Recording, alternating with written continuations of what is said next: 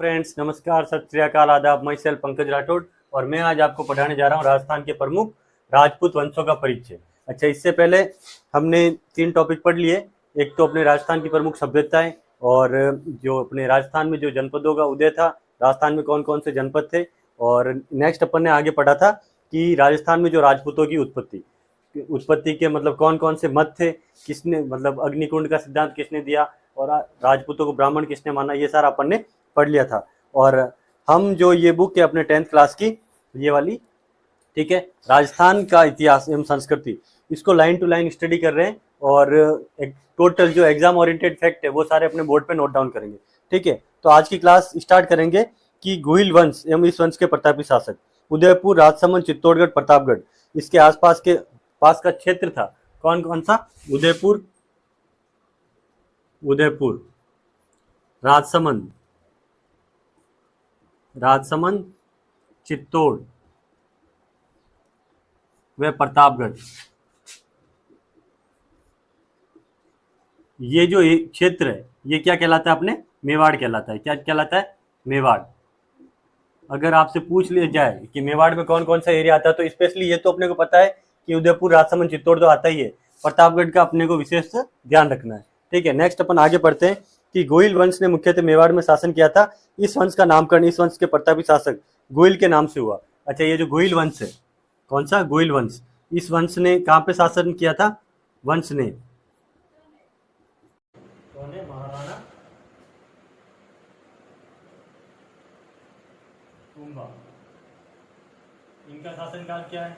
1433 से लेके 1468, है ना? 1433 से 1468। अच्छा, किसके पुत्र थे ये पुत्र थे अपने मोकल के पुत्र,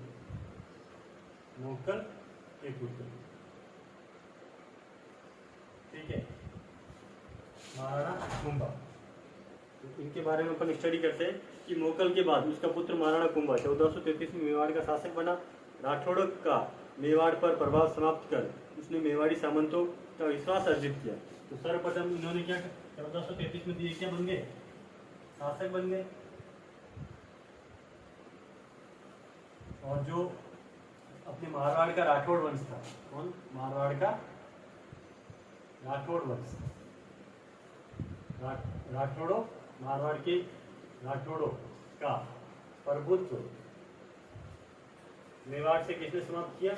मेवाड़ से समाप्त किसने किया था? अपने महाराणा कुंभा ने। और जो समाप्त कर क्या किया था कि जो मेवाड़ी सामंत थे, मेवाड़ी सामंतों का विश्वास जीता। सर्वप्रथम कुंभा ने यही कार्य किया, विश्वास जीता। ठीक है, नेक्स्ट आगे क्या किया इन्होंने कि ये हो गया। और कुंभा ने चित्तौड़ व कुंभलगढ़ को अपनी शक्ति का केंद्र बनाया। नाम कुंभा से कुंभलगढ़ है ना। तो इन्होंने क्या करा? चित्तौड़ व कुंभलगढ़ को अपनी शक्ति का क्या बनाया? केंद्र बनाया। अपनी शक्ति का केंद्र बनाया। ठीक है, अगर आपसे पूछ लिया जाए कि जो मेवाड़ के महान शासक थे अपने महाराणा कुंभा, इन्होंने किसको मतलब अपनी शक्ति का केंद्र बनाया था? तो अपने किसको? चित्तौड़ व कुंभलगढ़ को। ठीक है, नेक्स्ट अपन आगे बढ़ते हैं कि 1437 में सारंगपुर के युद्ध में मालवा के शासक महमूद खिलजी को परास्त कर बंदी बना लिया। कब? 1437 में। कौन सा युद्ध था? सारंगपुर का। सारंगपुर के युद्ध में जो मालवा का शासक था, वहां का शासक, मालवा का शासक कौन था? महमूद खिलजी को परास्त किया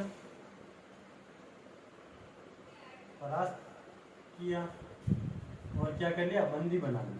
क्या कर लिया? बंदी बना लिया। किसने बनाया बंदी? अपने महाराणा कुंभा ने।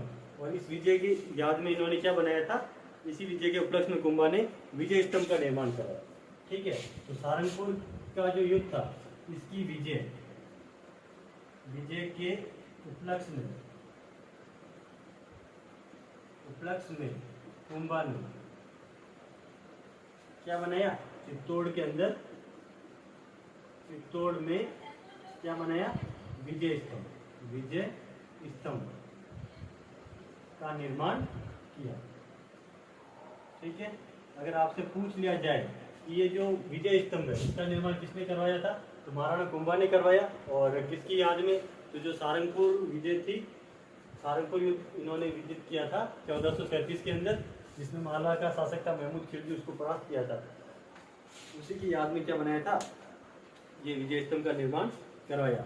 अच्छा, नेक्स्ट है कि नागौर के उत्तराधिकार युद्ध को लेकर मेवाड़ व गुजरात के मध्य युद्ध हुआ था, जिसमें गुजरात की क्या हुई थी, पराजय हुई थी। एक बार इसको मिटा देते हैं, आगे कंटिन्यू करेंगे। आई होप आपको अच्छे से समझ में आ रहा होगा। ठीक है। जो नागौर के उत्तराधिकार को लेकर किन किन के मध्य युद्ध हुआ था, उत्तराधिकार को लेकर मेवाड़ व गुजरात के मध्य युद्ध हुआ था। ठीक है, मेवाड़ व गुजरात के मध्य युद्ध हुआ था। विजय कौन हुआ था इसमें, विजय हुआ था मेवाड़, विजय हुई थी किसकी, मेवाड़ की। ठीक है, मेवाड़ युद्ध हुआ और इसमें विजय हुई थी, मेवाड़ की, गुजरात की हो गई थी पराजय। और 1453 में कुंभा ने मारवाड़ से मंडोर छीन लिया, परंतु बाद में संधि कर अपने पुत्र रायमल का विवाह मारवाड़ की राजकुमारी से कर दिया। ठीक है। अगर आपसे पूछ लिया जाए कि जो नागौर का उत्तराधिकार से संबंधित तो जो युद्ध था उसमें किसकी विजय हुई थी, तो कौन विजय हुआ था, कुंभा। ठीक है, कुंभा विजय हुए थे। और इसके अलावा इन्होंने क्या करा, कुंभा ने, महाराणा कुंभा ने क्या करा था, इन्होंने जो मतलब 1453 में मारवाड़ से मंडोर को छीन लिया। इन्होंने क्या करा, 1453 में मारवाड़ से क्या छीन लिया, मंडोर छीन लिया। ठीक है। और क्या किया था, इन्होंने मंडोर छीन लिया, पर बाद में क्या करी, संधि करी। और इनका जो पुत्र था रायमल, बाद में संधि की थी मेवाड़ मारवाड़ के बीच में, मेवाड़ मारवाड़ संधि हुई थी। ठीक है। तो संधि में क्या, इनका जो पुत्र था, कुंभा का पुत्र,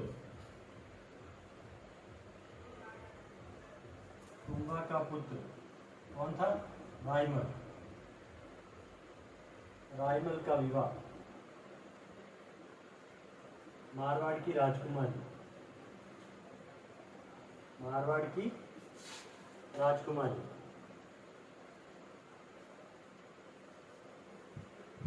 से कर दिया। ठीक है, कर दिया। और क्या किया, जो अपने मतलब कर दिया, और वापस मंडोर इनके दिन आ गया अपने मारवाड़ के राठौड़ों के दिन। ठीक है। नेक्स्ट अपन पढ़ते हैं कि 1456 में मालवा के महमूद खिलजी प्रथम व गुजरात की कुतुबुद्दीन के बीच चंपानेर की संधि हुई थी। ठीक है। 1456 में एक संधि हुई थी, कौन सी, चंपानेर की संधि इनके मध्य हुई थी। अपने ये एक तो गुजरात का महमूद खिलजी प्रथम, कौन है, गुजरात का महमूद खिलजी प्रथम। ठीक है। और दूसरा है अपने गुजरात का, तो ये हो गया अपने महमूद खिलजी प्रथम। और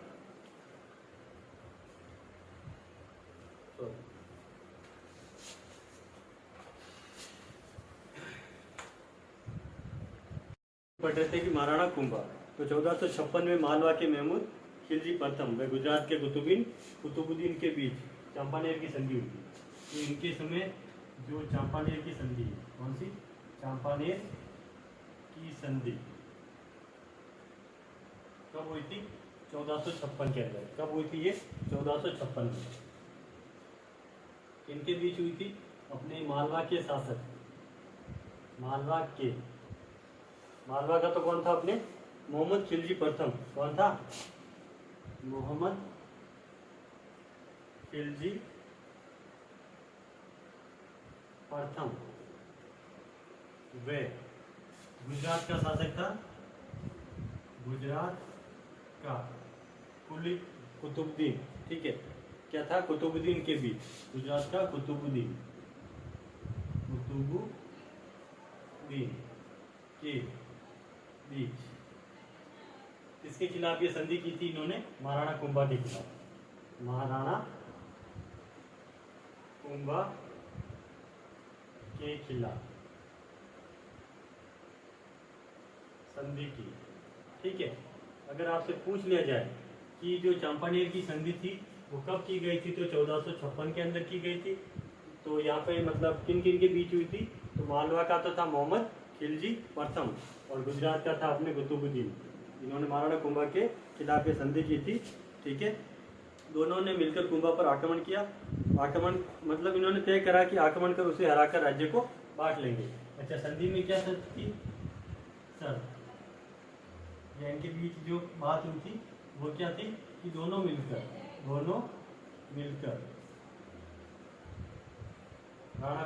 महाराणा कुंभा को पराजित कर राज्य को बांट लोगे, राज्य को आपस में बांट लेंगे। ठीक है, ये इस संधि में दोनों के बीच वार्तालाप हुई थी। ठीक है, नेक्स्ट अपन आगे बढ़ते हैं कि 1457-58 में गुजरात में मालवा के शासकों ने मारवाड़ पर आक्रमण किया। अच्छा, 56 के अंदर तो संधि हुई थी और 1457 और 58, ठीक है, 58 के बीच में क्या किया इन दोनों ने? किसने? अपने मोहम्मद खिलजी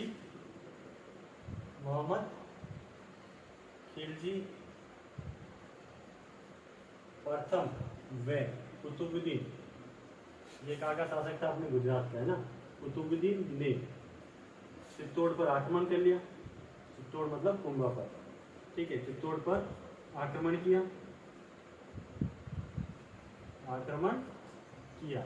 और इन्हें क्या हार का मतलब हार का मुंह देखना पड़ा। ठीक है, आक्रमण किया मगर कुंभा की कूटनीति ने दोनों शासकों में मतभेद पैदा कर दिया और सफलता प्राप्त कर ली। जब दोनों ने आक्रमण किया तो कुंभा ने क्या करा था?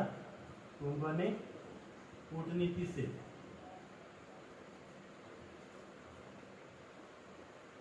दोनों के मध्य मतभेद पैदा कर, ठीक है, युद्ध में सफलता प्राप्त कर ली। युद्ध में सफलता मतलब विजय कौन हुए थे? अपने महाराणा कुंभा। ठीक है, आई होप आपको चांपानेर की संधि अच्छे से समझ में आ गई होगी। 1456 के अंदर किसके मतलब किन किन के बीच? तो मोहम्मद खिलजी प्रथम है कुतुबुद्दीन के बीच। ठीक है, और महाराणा कुंभा के खिलाफ ये संधि की थी 1457-58 में। जब इन्होंने अटैक किया तो महाराणा कुंभा ने क्या किया? कूटनीति का प्रयोग कर इनके आपस में मतभेद पैदा कर लिया और कुंभा विजित हो गए। ऐसा माना जाता है कि मेवाड़ में मतलब कुंभा ने 32 दुर्गों का निर्माण करवाया था। ठीक है, इसको मिटा देते हैं, फिर आगे कंटिन्यू करते हैं। मतलब मेवाड़ के इतिहास में महाराणा कुंभा का उल्लेखनीय योगदान है। ठीक है, और इन्होंने मतलब सर्वाधिक दुर्ग बनाए थे अपने। ठीक है, नेक्स्ट अपन आगे कंटिन्यू करेंगे कि ऐसा माना जाता है कि कुंभा ने 32 दुर्गों का निर्माण करवाया जिसमें सिरोही, अचलगढ़, कुंभलगढ़ के दुर्ग प्रसिद्ध है। इन्होंने टोटल कितने? 32 दुर्गों का निर्माण करवाया।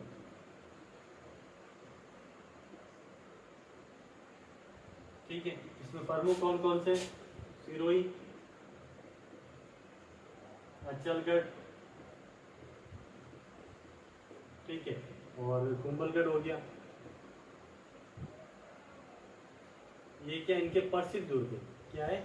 प्रसिद्ध दुर्ग है, ठीक है।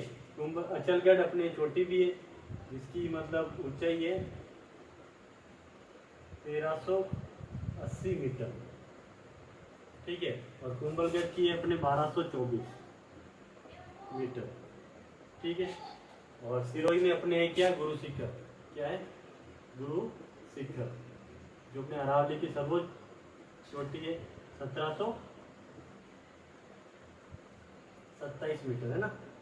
मतलब ऐसे है तो ये 1722 है, और इसमें जो 5 मीटर का क्या है? गुरु दत्तात्रेय का मंदिर है। क्या है? गुरु दत्तात्रेय का मंदिर। एग्जाम में अगर आ जाए तो ये भी सही है और ये भी सही है, ठीक है। नेक्स्ट अपन आगे कंटिन्यू करेंगे। अच्छा, मेवाड़ में 32 दुर्गों का निर्माण किसने करवाया था? अपने महाराणा कुंभा ने करवाया, ठीक है। और कविराज श्यामलदास भी कुंभा को मेवाड़ के जो 84 में से 32 दुर्गों का निर्माता बताता है।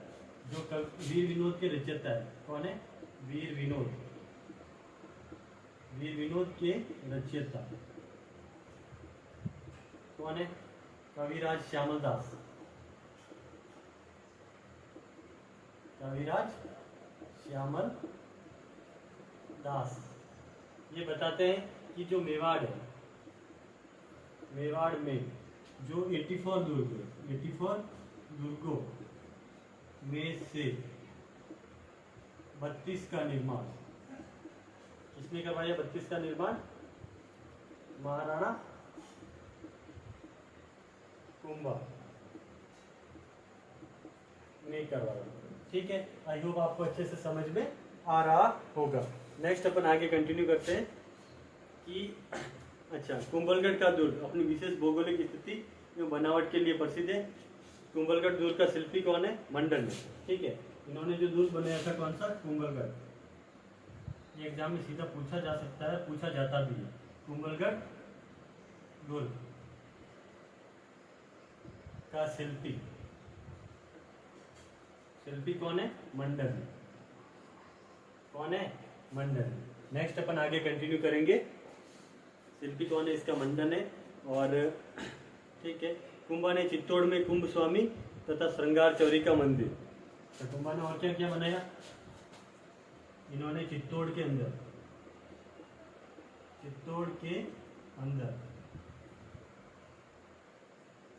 कौन सा? एक तो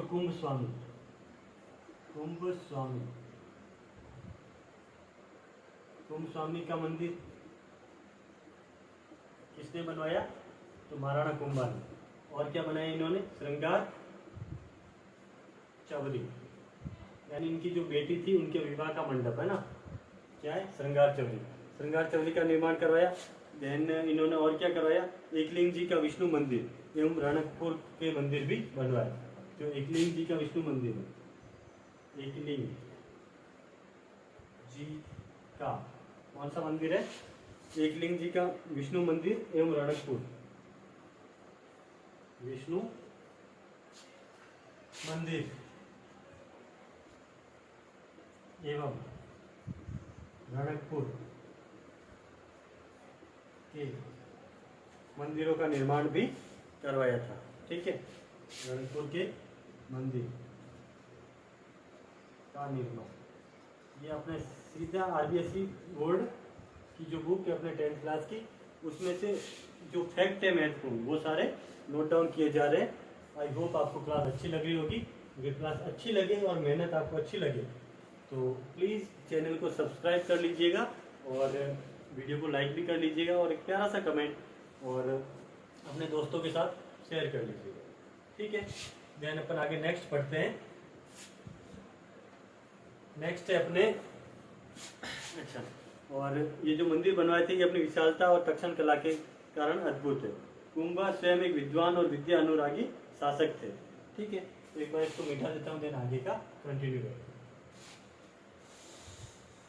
कुंभा मतलब विद्वान भी थे और विद्वानों के आश्रयदाता भी थे, ठीक है। और मतलब ये क्या है, मतलब विद्या के अनुरागी, ठीक है, मतलब इनको बहुत इंटरेस्ट है शिक्षा के अंदर, है ना। तो कुंभा स्वयं एक विद्वान और विद्या अनुरागी शासक थे। कान्व व्यास द्वारा रचित एकलिंग महात्म्य से ज्ञात होता है कि वह वेद, स्मृति, मीमांसा, उपनिषद, व्याकरण एवं राजनीति में रुचि रखते थे, ठीक है। तो कान्व व्यास द्वारा रचित कौन सा है, एकलिंग महात्म्य, इनके समय कौन था अपने, कान्व व्यास। कान्व व्यास ने किसकी रचना की, एकलिंग महात्म्य। इसमें क्या दिखाता है ये कि जो कुंभा थे, कुंभा की रुचि है ना,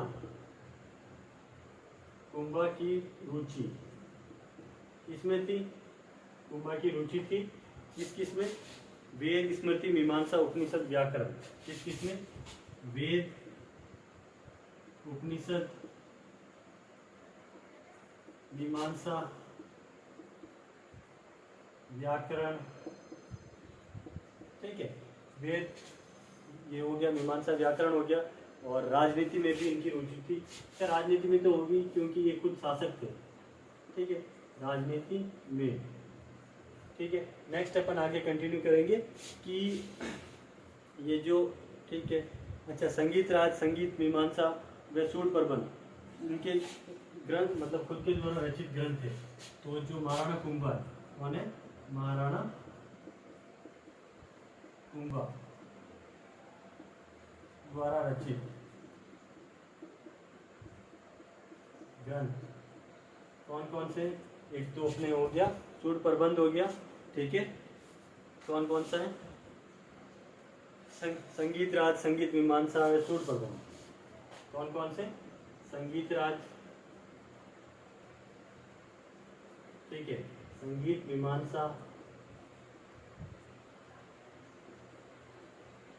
व सूड प्रबंध, ये इनके द्वारा रचित ग्रंथ थे, ठीक है। नेक्स्ट अपन आगे पढ़ते हैं कि ऐसा माना जाता है कि कुंभा ने चंडी शतक की व्याख्या, ठीक है, कुंभा ने क्या करी थी, महाराणा कुंभा ने चंडी शतक की व्याख्या की, और क्या किया, व्याख्या की, ठीक है। नेक्स्ट इन्होंने क्या किया, गीत गोविंद और संगीत रत्नाकर पर टीका लिखी। इन्होंने और क्या किया, जो गीत गोविंद है, गीत गोविंद वे संगीत रत्नाकर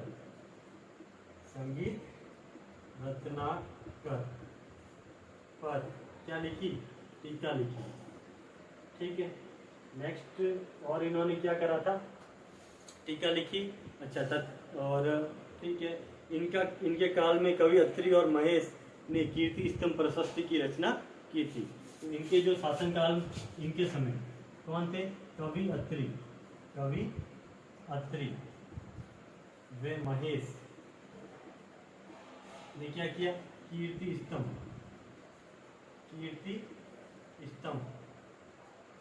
प्रशस्ति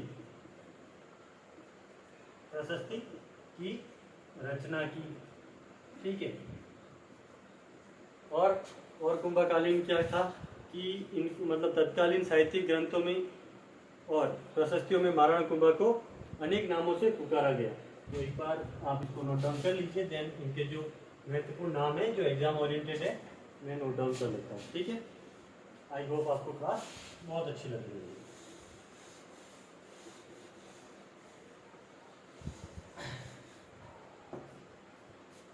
नेक्स्ट अपन महाराणा कुंभा के जो नाम थे, जो मतलब साहित्यिक ग्रंथों और प्रशस्तियों के अंदर मिलते हैं। तो कुंभा को किन नामों से जाना जाता था, इनका मतलब दान गुरु, हाल गुरु, चाप गुरु, छाप गुरु, ठीक है।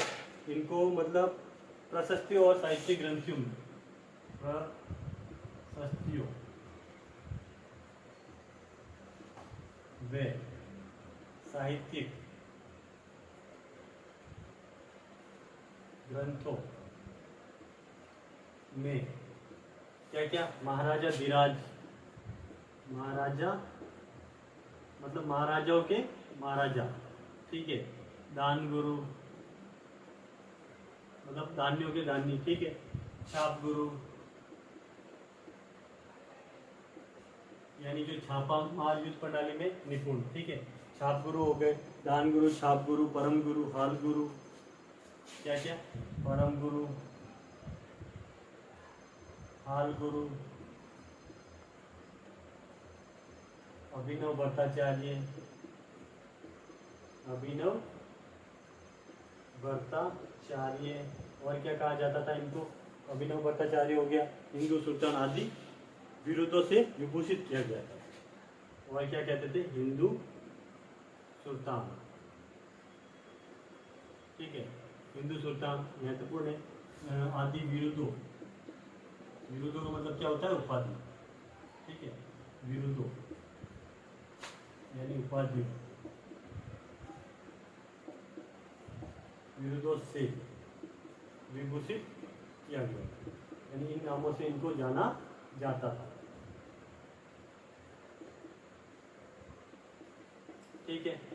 ये अपने महाराणा कुंभा की महत्वपूर्ण उपलब्धियां थी। नेक्स्ट अपन आगे बढ़ते हैं कि कुंभा निस्संदेह प्रतापी शासक था, किंतु उनका जो अंतिम समय था कष्टदायी रहा। अपने जीवन के अंतिम काल में कुंभा को उन्माद रोग हो गया और उसके पुत्र उदा ने 1468 में उनकी हत्या कर दी, ठीक है। तो इनका मतलब जो जीवन काल था वो काफ़ी अच्छा था और बहुत इन्होंने अपने जीवन में उपलब्धियां प्राप्त की थी, ठीक है। पर इनका जो अंतिम समय था, अंतिम समय में इनको एक रोग हो गया था। कौन सा रोग, उन्माद रोग, ठीक है। उन्माद रोग हो गया और इनका जो पुत्र था, इनका पुत्र था उदा। उदा ने क्या करा, जो इनका मतलब दुर्ग है, दुर्ग से मतलब इनकी गिराकर हत्या कर दी, ठीक है। तो इनका पुत्र था उदा। उदा ने 1468 में महाराणा कुंभा की, है ना, महाराणा कुंभा की हत्या कर दी, ठीक है। यहाँ अपने महाराणा कुंभा का शासनकाल होता है समाप्त, ठीक है। देन ये फिर उदा शासक बनता है, ये अपन आगे बढ़ेंगे। और यहाँ तक अपने जो मेवाड़ के राजवंश के जो महत्वपूर्ण शासक थे वो अपन ने कंप्लीट कर लिए। इसके जो आगे की जो नेक्स्ट क्लास होगी उसमें अपन पढ़ेंगे राणा सांगा और राणा उदय सिंह, महाराणा प्रताप, देन अपने राणा अमर सिंह और महाराणा राज सिंह। इनका जो जीवन काल है अपन आगे की नेक्स्ट क्लास में पढ़ेंगे।